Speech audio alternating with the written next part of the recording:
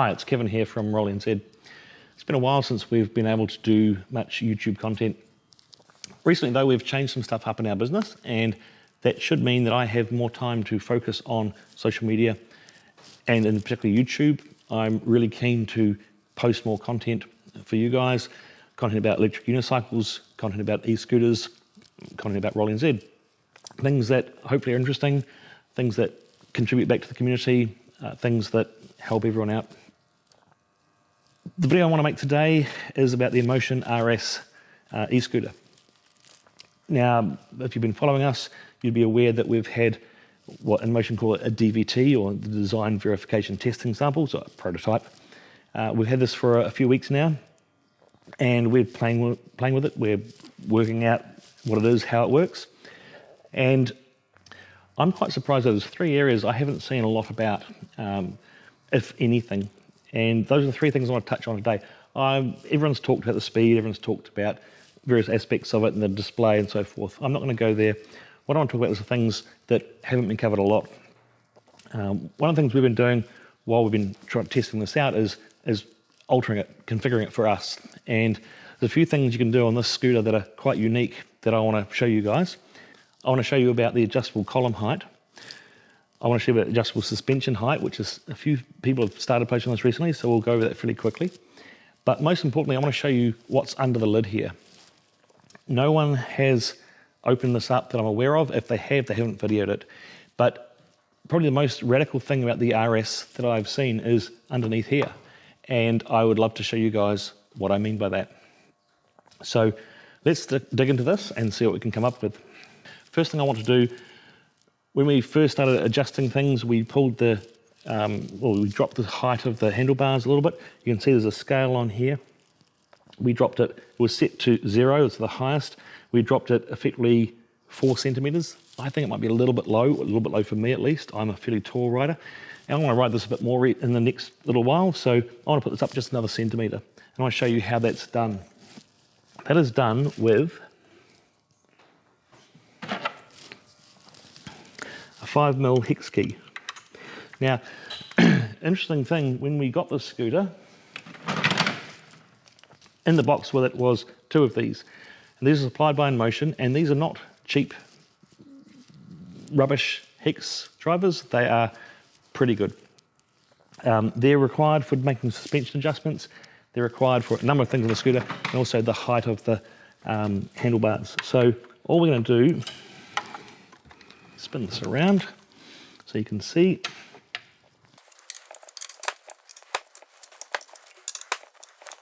So by loosening off these 4 clamps,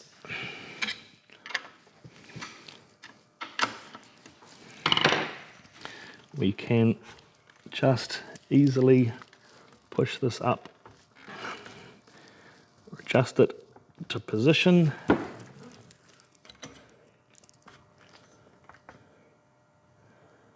So we'll set it to number 3 on both sides.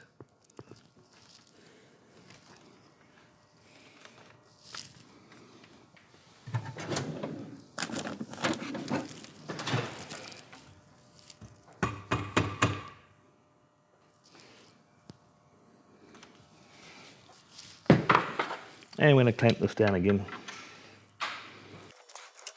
So there's markings for 0 to 5 centimeter range, so a 6 centimeter, 5 centimeter shift, 6 positions in all. Though you could go slightly lower if you wanted to. Obviously, if you want to go very low, you'd need to be aware of clearances down the bottom. But if it's just a few centimeters more than this, in what's on the gauge here, it shouldn't be an issue. Of course, if you want to keep things nice and level, it might be worth making extra markings yourself along there.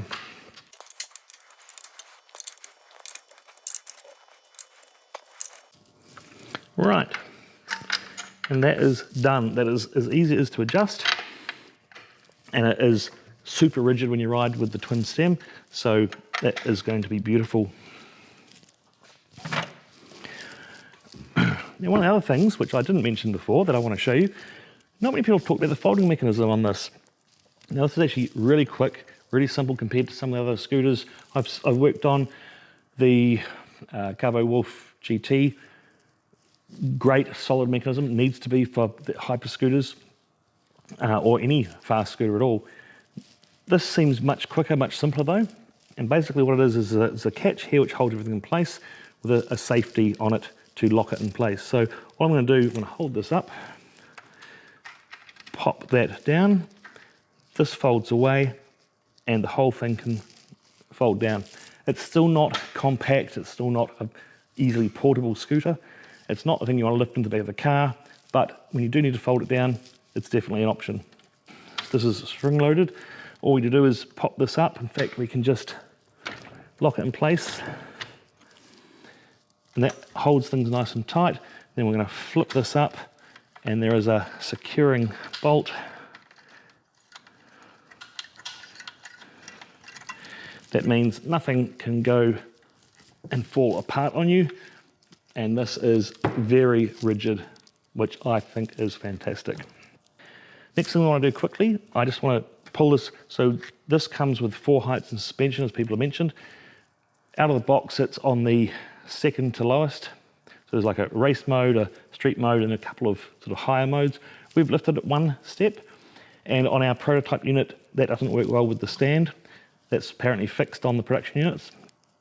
I want to try this more on the next setting down. The original setting comes out of the box. So I want to drop this, lift this 1 so it drops the height of the scooter slightly. And let's crack on and do that now. Right.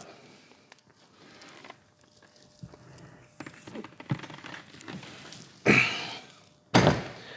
do this, we want to take the weight off the wheel, which we're going to do on this nice block of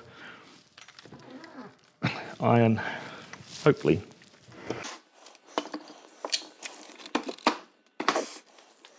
Not quite.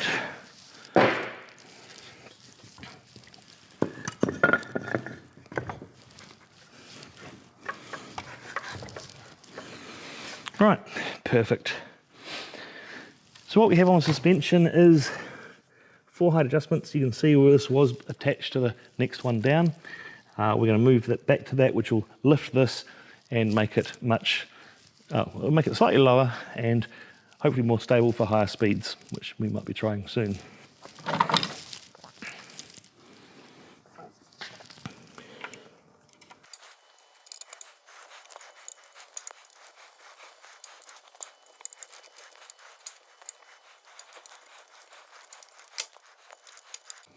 So this is the end with the nut, obviously. So I basically, as I've loosened this, I've pushed it through, and hopefully that means I can now gently pull out the bolt, not a nut.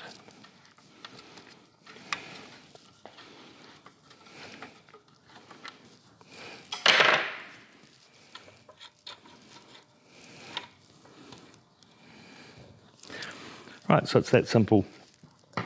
Basically it's a captive bolt, and what we've got that runs through the suspension, so we just slide it into the next hole, lift the wheel the right place, slide it back in, hopefully nice and easy, and our suspension is adjusted. So one of the things I've just noticed with this, where our suspension slots in, and I don't know if you can see that, you might be able to, on the inside of the casting here, there is scallops, which is where the tubing through the suspension runs that helps it fit into the right place, so it's nice and easy to line it up. Let's see if that actually works. You can hear that clicking into place there. Yep, that works very nicely.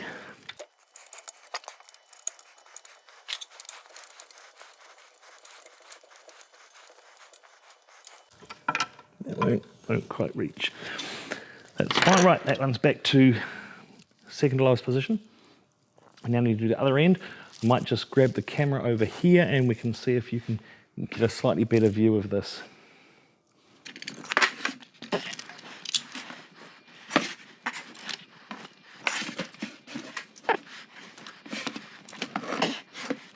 Still in frame, that's fantastic. So this should be just as easy.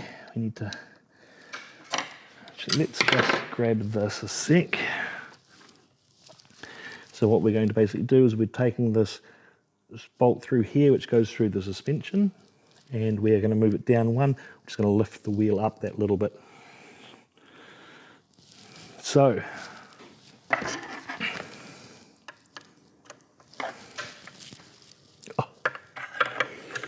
would help if I could see it.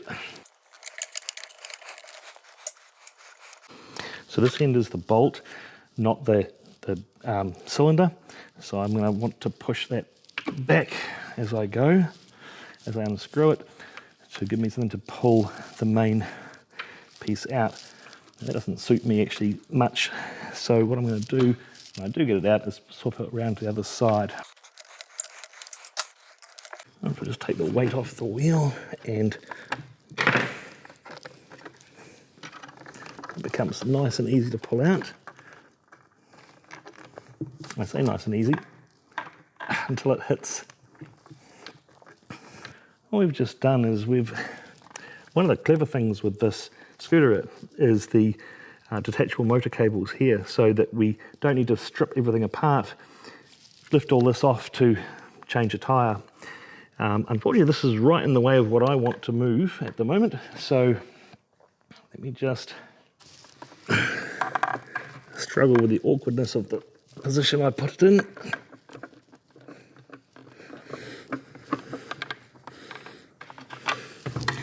Done.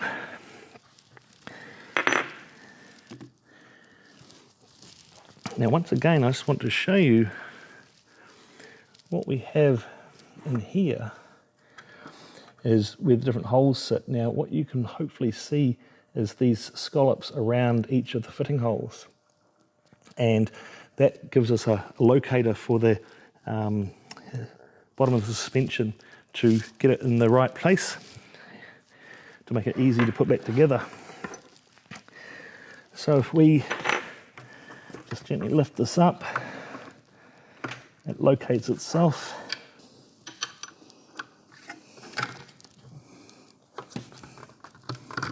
There we go, straight in. And on the back side, the hard side, we'll now try to slip this through.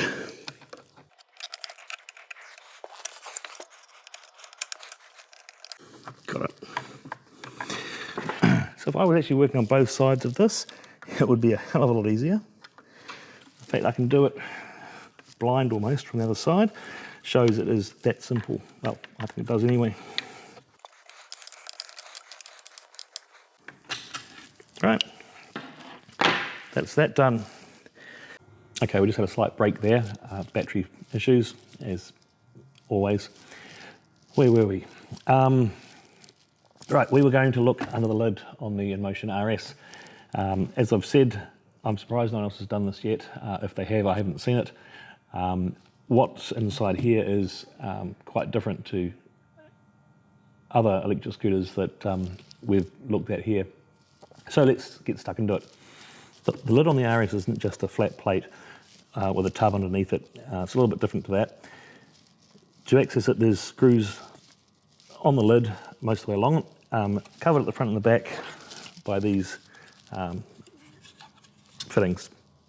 So first we need to get rid of these, and then we can get access to the lid and get everything in the way. And just to make life interesting, of course, the screws are located behind reflective stickers. So let's get these off.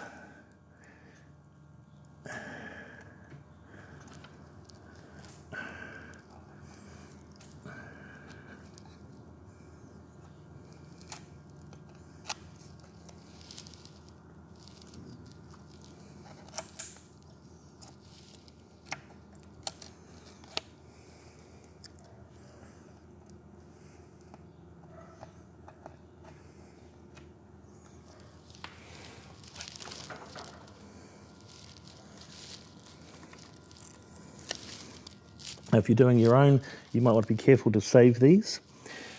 I have the luxury of being able to laser cut replacements, so I don't have to worry.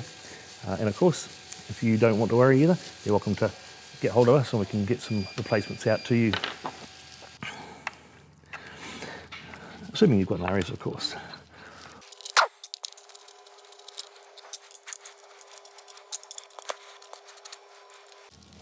A little bit of adhesive on the top where the rubber piece is, and that just now comes away nicely.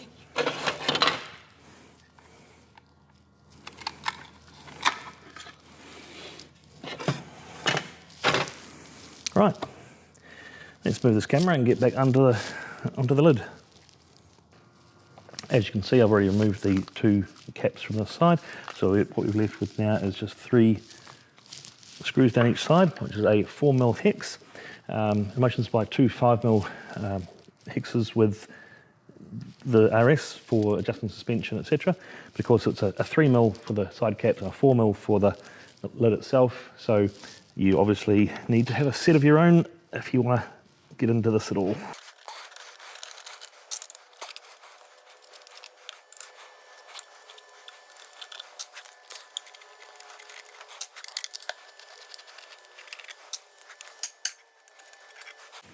In addition to the 6 along the edges, we also have a couple hidden on the top here, so let's get those out.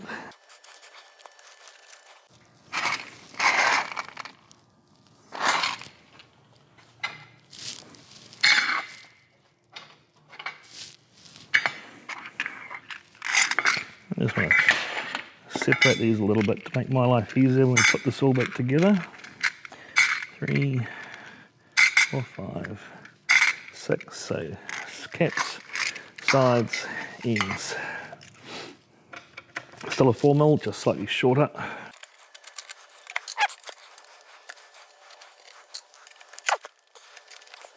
Okay, that should be us. Now let's have a look.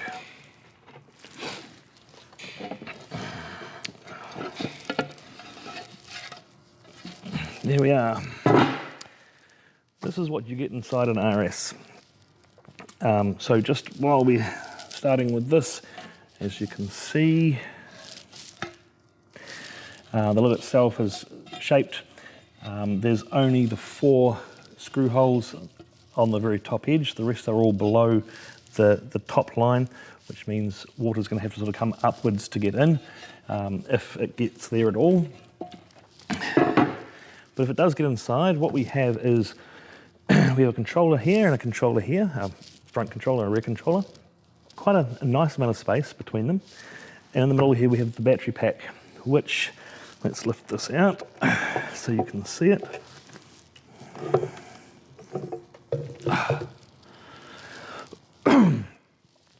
This is a single aluminium extrusion with a cast end, and there is a rubber gasket, probably can't quite see on the camera, rubber gasket sitting between them.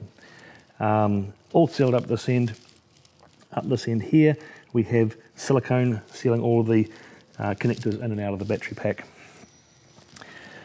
This is, I think, quite a new concept for e-scooters.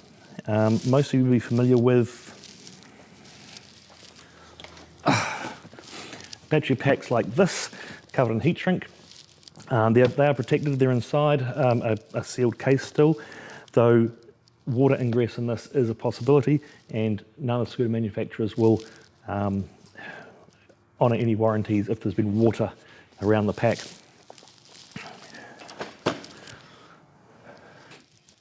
For those familiar with electric unicycles, the Inmotion ones, those familiar with electric unicycles still use a shrunk wrap battery on most models. Inmotion have recently gone to hard packs like this, which is a plastic case designed to better seal the battery packs. This, for me though, is the first seeing something this solid, this watertight on an e-scooter.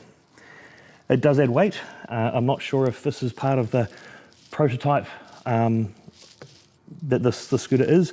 It may be that the final case is some sort of plastic moulding. I personally would love to see it like this.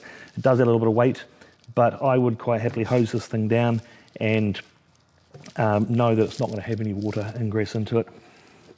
What you can possibly also see, one sec, let's get rid of this.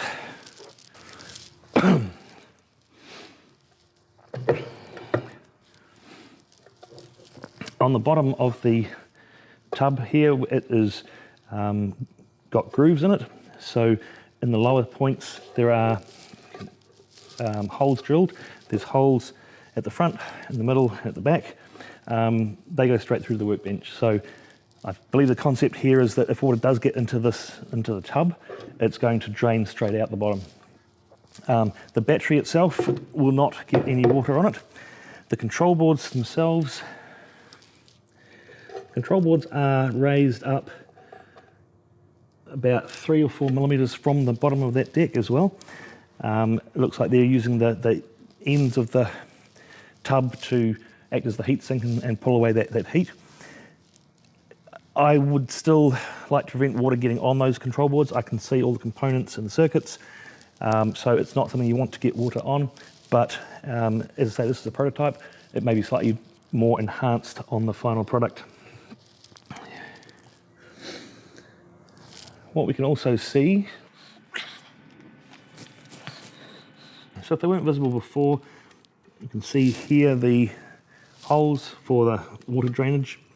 What you can also see on here is very solid connectors for the battery and the motor wires.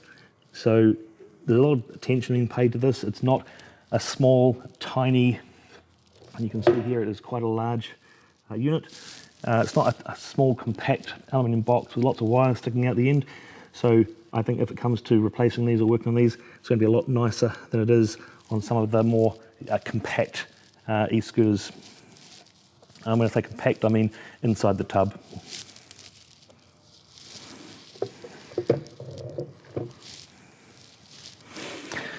There's a couple of flanges on the side of the battery pack here. This is where the mounting screw goes through on the side to attach it. So it sits just on here, and that's going to hold the battery nice and still in place. That space either end is not going to be, it's not going to be sliding around at all. It's looking like a really, really impressive design inside the scooter. Now, one other thing that I don't think anyone's mentioned particularly is the charge port cap here. So it's on the front at the top, dual charging, but with a sprung-loaded top, which I wouldn't want to pour water all over that, but if you're out and get caught in the rain, that's going to stop water getting to those caps at the very least. I think that's about all for what's under the lid of the RS. I am not going to put this back together. Laura is very keen to have a look at this. She's not here today, but when she comes in tomorrow, it's going to be her job to put it back together for me, I think. I probably just need to go and laser cut some more of those reflectors that can be stuck back on, and it'll give us something to do before she has another ride on it. I'll catch you all later. Cheers.